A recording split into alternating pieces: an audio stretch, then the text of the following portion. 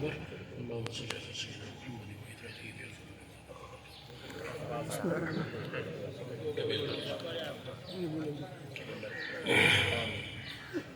اعوذ باللہ من الشیطان الرجیم بسم اللہ الرحمن الرحیم الحمد للہ رب العالمین والصلاة والسلام على سید الانبیاء والمرسلین اللهم اوصل الثواب الى سیدنا رسول اللہ وإلى جميع المؤمنين والمؤمنات والمسلمين والمسلمات الأحياء منهم والأموات الہ العالمین.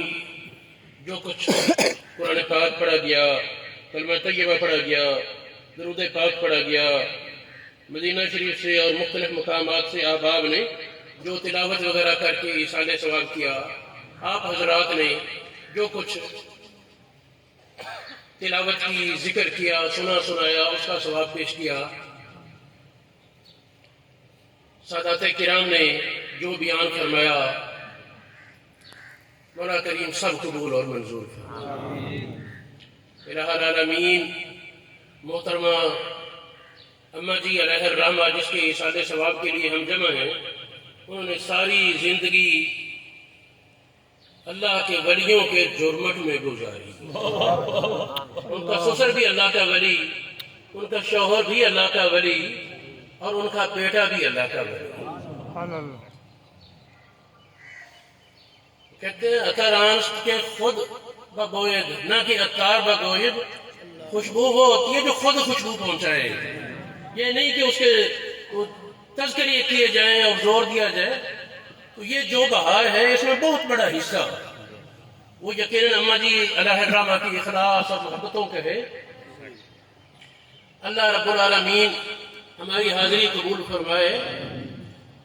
ایک جملہ معترضہ کے طور پر عرض کروں کہ آج جب ذکر ہوا افضل حسین شاہ صاحب کا بیان ہوگا، میرا دل باغ ہوا کہ پچھلے سال میں نے مدینہ شریف میں ان کو دیکھا تھا، روضہ رسول کی طرف ٹکٹ کی بند.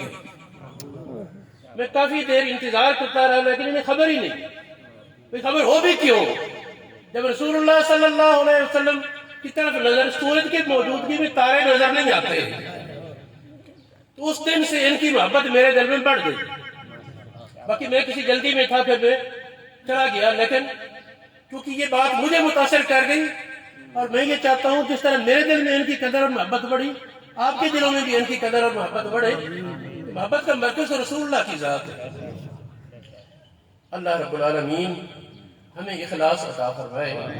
جو کچھ پڑھا، جو سنا، جو آپ نے محسوس کیا، اور بہت سی ایسی نیکیاں جو ہم نہیں جانتے،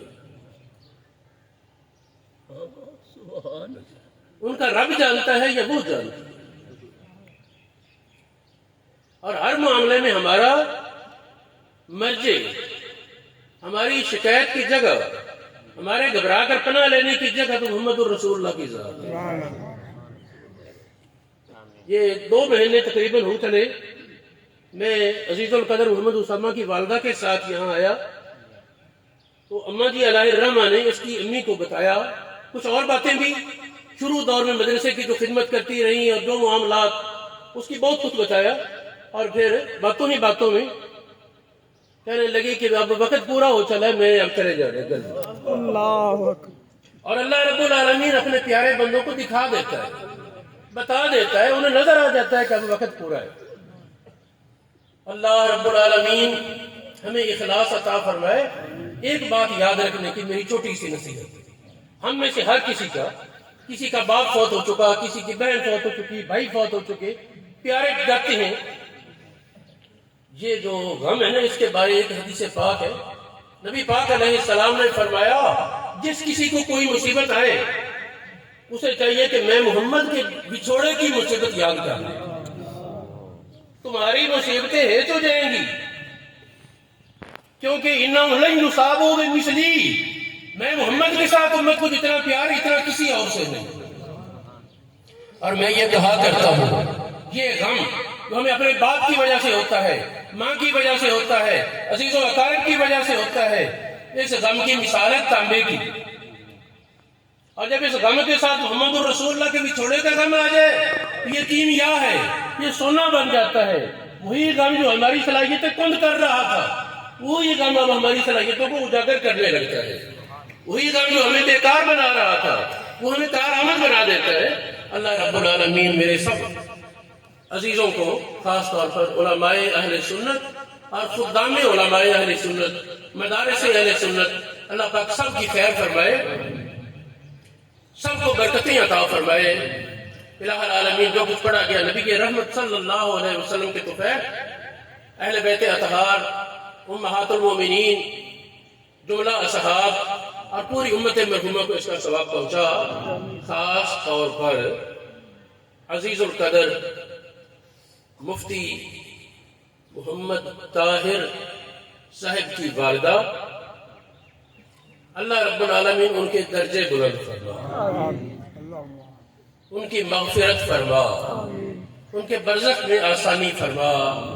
الہ العالمین ان کو نبی رحمت صلی اللہ علیہ وسلم کی شفاعت اور شاداب